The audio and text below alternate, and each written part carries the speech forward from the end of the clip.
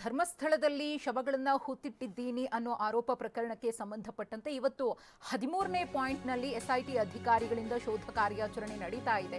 ಮಳೆ ಬರ್ತಾ ಇದೆ. ಮಳೆಯ ನಡುವೆಯೂ ಕೂಡ 13ನೇ ಪಾಯಿಂಟ್ನಲ್ಲಿ ಶೋಧ ಕಾರ್ಯಾಚರಣೆ. ಇಟಾಚಿ ಮತ್ತು 2 ಸ್ಥಳಗಳಲ್ಲಿ ಅಸ್ಥಿಪಂಜರಕ್ಕೋಸ್ಕರ ಹುಡುಕಾಟ ನಡೀತಾ ಇದೆ. ಈವರೆಗೆ 7 ರಿಂದ 8 ಅಡಿಗಳಷ್ಟು ಅಗ್ದಿದ್ದಾರೆ ಹಿಟಾಚಿ ಚಾಲಕರು. ಕೊಡೆ ಹಿಡಿದು ಎಸ್ಐಟಿ ಅಧಿಕಾರಿಗಳು ನಿಂತಿದ್ದಾರೆ. ಎರಡನೇ ಹಿಟಾಚಿಗಳನ್ನ ಬಳಸಿಕೊಂಡು ಎರಡೂ ಸ್ಥಳಗಳಲ್ಲೂ ಅಂದ್ರೆ ಆತ ತೋರಿಸಿದಂತಹ 2 ಜಾಗಗಳು ಅಕ್ಕಪಕ್ಕನೇ ಇದೆ. ಆ 2 ಜಾಗಗಳಲ್ಲೂ ಕೂಡ ಶೋಧ ಕಾರ್ಯ ನಡೀತಾ ಇದೆ. ಈವರೆಗೂ ಕೂಡ 7-8 ಅಡಿ ಅಗ್ದಿದ್ದಾರೆ. ಕೊಡೆ ಹಿಡಿದು ಎಸ್ಐಟಿ ಅಧಿಕಾರಿಗಳು ನಿಂತ್ಕೊಂಡಿದ್ದಾರೆ. ಗಮನಿಸ್ತಾ ಇದ್ದೀರಿ, ಅಲ್ಲಿ 2 ಅಕ್ಕಪಕ್ಕದ ಜಾಗ, ಆತ ತೋರಿಸಿದಂತಹ ಜಾಗಗಳ 2 ಕೂಡ ವಿದ್ಯುತ್ ಕಂಬದ ಪಕ್ಕ ಅಗಿರಿ ಅಂತ ಆತ ಹೇಳಿದ್ದ. ಆ ಸ್ಪಾಟ್ನಲ್ಲಿ ಅಗಿಯುವಂತಹ ಕೆಲಸ ಆಗಿದೆ. ಸುಮಾರು 18 ಅಡಿ ಆಳ ಅಗದ್ರೆ ಸಿಗಬಹುದು ಅಂತ ಹೇಳಿ ಆತ ಹೇಳಿದ್ದಾನೆ. ಇವಾಗ ಸಿಕ್ಕಿರುವ ಮಾಹಿತಿಯ ಪ್ರಕಾರ 7-8 ಅಡಿ ಆಳ ಅಗ್ದಿದ್ದಾರೆ ಈಗಾಗಲೇ 2 ಕಡೆಯೂ ಕೂಡ. ಆದರೆ ಆ ಭಾಗದಲ್ಲಿ ಮಣ್ಣು ಜಾಸ್ತಿ ಇದೆ, ಇನ್ನೂ ಕೂಡ ಜಾಸ್ತಿ ಅಗ್ದಿರಬಹುದು. ಅಲ್ಲಿ ಗಮನಿಸ್ತಾ ಇರಬಹುದು ನೀವು. ಈ ಕಡೆ ವಿದ್ಯುತ್ ಕಂಬದ ಕಡೆ ಆತ ಮತ್ತೆ ತೋರಿಸಿದ್ದು, ಅದಾದ್ಮೇಲೆ ಹಿಟಾಚಿಯನ್ನು ಈ ಕಡೆ ಮೂವ್ ಮಾಡಿ ನಂತರದಲ್ಲಿ ಅಗಿಯುವಂತಹ ಕೆಲಸ ಶುರುವಾಗಿದೆ. ಆತ ಅಲ್ಲೇ ಇದ್ದಾನೆ, ಇನ್ನೂ ಕೂಡ ಆತ ಪಾಯಿಂಟ್ ಮಾಡಿ ತೋರಿಸ್ತಿದ್ದಾನೆ, ಈ ಸ್ಪಾಟ್ ಅಂತ ಹೇಳಿ. ಕಂಪ್ಲೀಟ್ ಆಗಿ ಆ 13ನೇ ಪಾಯಿಂಟ್ನ ಸುತ್ತಮುತ್ತಲ ಜಾಗವನ್ನ ಇವತ್ತು ಎಸ್ಐಟಿ ಅಧಿಕಾರಿಗಳು ಕವರ್ ಮಾಡಿ ಇವತ್ತೇ ಈ ಶೋಧ ಕಾರ್ಯಾಚರಣೆಗೆ ಸಂಬಂಧಪಟ್ಟಂತೆ ಏನಾದರೂ ಫುಲ್ ಸ್ಟಾಪ್ ಅನ್ನ ಇಡ್ತಾರಾ ಅನ್ನೋ ಕುತೂಹಲವು ಕೂಡ ಮನೆ ಮಾಡಿದೆ. ಈಗಾಗಲೇ ಲೈಟ್ ವ್ಯವಸ್ಥೆಯನ್ನ ಕೂಡ ಮಾಡ್ಕೊಂಡಿದ್ದಾರೆ ಅಂತ ಹೇಳಿ ನಮ್ಮ ಪ್ರತಿನಿಧಿ ಪೃಥ್ವಿ ಮಾಹಿತಿಯನ್ನ ಕೊಡ್ತಾ ಇದ್ರು ಸ್ಪಾಟ್ನಿಂದ. ಈ ಕುರಿತು ಮತ್ತಷ್ಟು ಮಾಹಿತಿಯನ್ನ ಕೊಡೋದಕ್ಕೆ ನಮ್ಮ ಪ್ರತಿನಿಧಿ ಅಶೋಕ್ ಇದೀಗ ನೇರ ಸಂಪರ್ಕದಲ್ಲಿದ್ದಾರೆ. ಅಶೋಕ್, ಗಮನಿಸ್ತಾ ಇದ್ದೀವಿ ಯಾವ ರೀತಿಯಾಗಿ ಶೋಧ ಕಾರ್ಯಾಚರಣೆ ನಡೀತಾ ಇದೆ ಅಂತ. ರೋಚಕ ಘಟ್ಟವನ್ನ ತಲುಪ್ತಾ ಇದೆ ಈ ಧರ್ಮಸ್ಥಳದಲ್ಲಿ ಶವಗಳನ್ನ ಹೂತಿಟ್ಟ ಆರೋಪ ಪ್ರಕರಣ. ಇದುವರೆಗೂ ಕೂಡ ಎಷ್ಟಡಿ ಆಳ ಅಗ್ದಿದ್ದಾರೆ? ಮಳೆ ಇನ್ನೂ ಬರ್ತಾ ಇದೆಯಾ ಅಶೋಕ್? ಹೇಗೆ ಅಂತ, ಪರಿಸ್ಥಿತಿ ಹೇಗಿದೆ ಅಲ್ಲಿ? ಹೌದು ಮಧುಶ್ರೀ, ಈಗಾಗಲೇ ಕಾರ್ಯಾಚರಣೆ ಸತತ 1.5 ಗಂಟೆಯಿಂದ ಮುಂದುವರೆದಿದೆ. ಇನ್ನೂ ಕೂಡ 2 ಮಿನಿ ಹಿಟಾಚಿ ಯಂತ್ರವನ್ನು ಬಳಸಿಕೊಂಡು ಈ ಶೋಧ ಕಾರ್ಯಾಚರಣೆಯನ್ನು ನಡೆಸಲಾಗ್ತಿದೆ. ಒಂದ್ ಕಡೆಯಿಂದ ಮಳೆಯೂ ಕೂಡ ಸುರಿಯೋದಕ್ಕೆ ಆರಂಭ ಆಗಿದೆ. ಈ ಧರ್ಮಸ್ಥಳ ಭಾಗ, ನೇತ್ರಾವತಿ ಭಾಗದ ಸುತ್ತಲೂ ಕೂಡ ಭಾರಿ ಪ್ರಮಾಣದಲ್ಲಿ ಮಳೆ ಸುರಿತಾ ಇದೆ. ಆದ್ರೆ ಮಳೆಯ ನಡುವೆಯೂ ಕೂಡ ಕಾರ್ಯಾಚರಣೆಯನ್ನು ಮುಂದುವರಿಸಿದ್ದಾರೆ. ಒಂದ್ ಕಡೆ ಹಿಟಾಚಿ ಯಂತ್ರದ ಮೂಲಕ ಮಣ್ಣು ಅಗೆಯುವಂತ ಕೆಲಸವನ್ನು ನಡೀತಿದೆ. ಇನ್ನೊಂದ್ ಕಡೆ ಎಸ್ಐಟಿ ಅಧಿಕಾರಿಗಳು ಛತ್ರಿಯನ್ನು ಹಿಡ್ಕೊಂಡು ಆ ಒಂದು ಖುದ್ದು ಉತ್ಖನನ ಜಾಗ ಇದೆ ಅಲ್ಲೇ ನಿಂತ್ಕೊಂಡಿದ್ದಾರೆ. ಪುತ್ತೂರು ಎಸಿ ಎಲ್ಲ ವರ್ಗೀಸ್ ಕೂಡ ಸ್ಥಳದಲ್ಲೇ ಇದ್ದಾರೆ. ಇದರ ಜೊತೆಗೆ ಆ ಮಾಸ್ಕ್ ಮ್ಯಾನ್ ಅನಾಮಿಕ ದೂರದಾರ ಇದ್ದಾನೆ, ಆತನು ಕೂಡ ಸ್ಥಳದಲ್ಲೇ ಇದ್ದಾನೆ. ಆತ ಹಿಟಾಚಿ ಆಪರೇಟರ್ ಯಾರಿದ್ದಾರೆ ಅವರಿಗೆ ಡೈರೆಕ್ಷನ್ ಅನ್ನು ಕೊಡ್ತಾ ಇದ್ದಾನೆ, ಯಾವ ಭಾಗದಲ್ಲಿ ಆಗಿಬೇಕು ಅಂತ ಹೇಳಿ.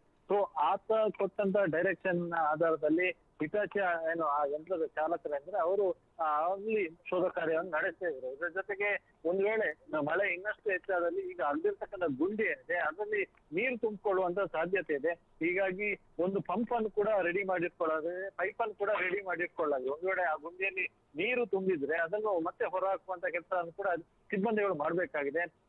ಈ ಹಿನ್ನೆಲೆಯಲ್ಲಿ ಎಲ್ಲಾ ರೀತಿಯಾದ ತಯಾರಿಯನ್ನು ಮಾಡ್ಕೊಳ್ಳಲಾಗಿದೆ. ಈ ಕಾರ್ಯಾಚರಣೆ ಇನ್ನೊಂದಷ್ಟು ಗಂಟೆಗಳ ಕಾಲ ಮುಂದುವರಿಯುವಂತ ಸಾಧ್ಯತೆ ಇದೆ. ಯಾಕಂತ ಹೇಳಿದ್ರೆ ಒಂದು ಬಾರಿ ಒಂದು ಪಾಯಿಂಟ್ ಅನ್ನು ಅಗ್ದಂತ ಸಂದರ್ಭದಲ್ಲಿ ಅದನ್ನು ಅರ್ಧಕ್ಕೆ ಬಿಟ್ಟು ಹೋಗುವಂತಿಲ್ಲ. ಪೂರ್ತಿಯಾಗಿ ಮುಗಿಸಿ ಅಲ್ಲಿ ಕಂಪ್ಲೀಟ್ ಆದ ಬಳಿಕ ಅಲ್ಲಿ ಫೋಟೋ ದಾಖಲೆ, ವಿಡಿಯೋ ದಾಖಲೆಯನ್ನು ಮಾಡಿಕೊಂಡು ಅದಾದ ಬಳಿಕ ಕಂಪ್ಲೀಟ್ ಮಾಡಿದ ಬಳಿಕ ಅಷ್ಟೇ ಅಧಿಕಾರಿಗಳು ಆಗಿರ್ಬೋದು ಸಿಬ್ಬಂದಿಗಳಾಗಿ ಸ್ಥಳದಿಂದ ತೆರಳಬೇಕು.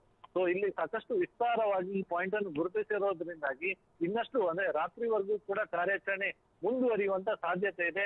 ಈ ಹಿನ್ನೆಲೆಯಲ್ಲಿ ಅಲ್ಲೊಂದು ವಿದ್ಯುತ್ ಕಂಬದ ಮೇಲೆ ಕೂಡ ಆ ಒಂದು ಲೈಟ್ ಅನ್ನು ಕೂಡ ಅಳವಡಿಸುವಂತ ಕೆಲಸವನ್ನು ಈಗಾಗಲೇ ಮಾಡಿಕೊಳ್ಳಲಾಗಿದೆ. ಅಂದ್ರೆ ರಾತ್ರಿವರೆಗೂ ಕೂಡ ಕಾರ್ಯಾಚರಣೆ ಮುಂದುವರೆದ್ರೆ ಬೆಳಕಿನ ಸಹಾಯ ಬೇಕಾಗುತ್ತೆ. ಹೀಗಾಗಿ ಅಲ್ಲಿ ಲೈಟ್ ಅಂದ್ರೆ ಎಲೋಜಿನ್ ಲೈಟ್ ಏನಿದೆ ಅದನ್ನು ಕೂಡ ಹಾಕುವಂತ ಕೆಲಸವನ್ನು ಈಗಾಗಲೇ ಮಾಡ್ಕೊಳ್ಳಲಾಗಿದೆ.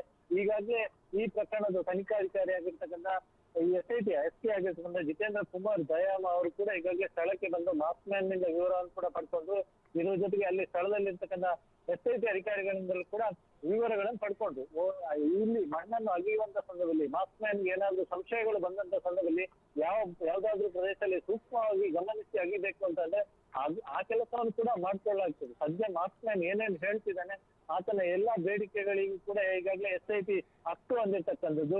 ಈಗಾಗಲೇ ಈ ಒಂದು ಪ್ರಕರಣಕ್ಕೆ ಸಂಬಂಧಪಟ್ಟಂತೆ ರಾಷ್ಟ್ರೀಯ ಮಾನವ ಹಕ್ಕುಗಳ ಆಯೋಗವು ಕೂಡ ಎಂಟ್ರಿ ಆಗಿದೆ.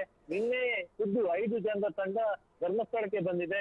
ಈಗಾಗಲೇ ಏನು ಈ ಉತ್ಖನನ ನಡೆಯುವಂತ ಕಾರ್ಯಾಚರಣೆ ನಡೆಯುವಂತ ಸ್ಥಳಕ್ಕೂ ಕೂಡ NHRC ಇಬ್ಬರು ಅಧಿಕಾರಿ ಸಿಬ್ಬಂದಿಗಳು ಬಂದಿರ್ತಕ್ಕಂಥದ್ದು. ಒಬ್ರು DYSP ರವಿ ಸಿಂಗ್ ಅಂತೇಳಿ, ಇನ್ನೊಬ್ರು ಸದಸ್ಯರು ಬೇಕಿತ್ತು ಎಂಬುದರ ಬಗ್ಗೆ ಖುದ್ದು ಅವರು ಸ್ಥಳಕ್ಕೆ ಬಂದು ಮಾಹಿತಿಯನ್ನು ಪಡ್ಕೊಂಡಿದ್ದಾರೆ. ಆ ಒಂದು ಉತ್ಖನನ ಕಾರ್ಯಾಚರಣೆಯನ್ನು ಕೂಡ ವೀಕ್ಷಿಸಿ ಈಗಾಗಲೇ ಸ್ಥಳದಿಂದ ತೆರಳಿದ್ದಾರೆ.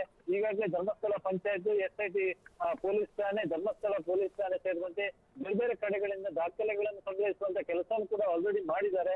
ಇನ್ನು ಯಾವ ರೀತಿ SIT ಅಧಿಕಾರಿಗಳು ಕಾರ್ಯಾಚರಣೆ ಮಾಡಿದ್ರು, ತನಿಖೆ ಮಾಡಿದ್ರು, ಈ ಬಗ್ಗೆಯೂ ಕೂಡ ವಿವರವನ್ನು ಪಡ್ಕೊಂಡಿದ್ರು. ಹೀಗಾಗಿ ಒಂದು ವರದಿಯನ್ನು ಸಿದ್ಧಪಡಿಸಿ ಅದಾದ ಬಳಿಕ ಅದು ಕೂಡ ಒಂದ್ ಕಡೆ SIT ಅಧಿಕಾರಿಗಳು ಈ ಬಗ್ಗೆ ತನಿಖೆ ಮಾಡಿ ವರದಿಯನ್ನು ಸಲ್ಲಿಸಿದ್ರು. ಇನ್ನೊಂದ್ ಕಡೆ ರಾಷ್ಟ್ರೀಯ ಮಾನವ ಹಕ್ಕುಗಳ ಆಯೋಗದ ಈ ಅಧಿಕಾರಿ ಸಿಬ್ಬಂದಿಗಳು ಒಳಗೊಂಡಂತ ತಂಡವು ಕೂಡ ವರದಿಯನ್ನು ಸಲ್ಲಿಸುತ್ತೆ.